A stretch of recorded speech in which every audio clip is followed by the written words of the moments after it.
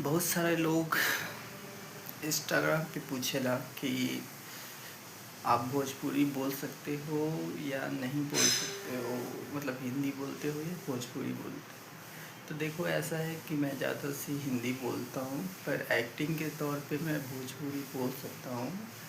और क्योंकि मैं बिहार समस्तीपुर का रहने वाला हूँ, तो समझ में तो मुझे आता है सारा भाषा, मतलब बिहार के जो भी भाषा होते हैं सब समझ में आते हैं मुझे। लेकिन बचपन से जो बाहर रहा हूँ, इस कारण से कभी बोला नहीं हूँ। लेकिन हाँ, वीडियो बनाने के लिए मैं बोल लेता हूँ थोड़ा बहुत। और अगर आप लोगों को हमारी भोजपुरी भाषा, आई मीन हमार अहाँ सबके अगर हमार भोजपुरी चाहे मैथिली भाषा अच्छा लगत, तब हम वह पे काम करबे। फिलहाल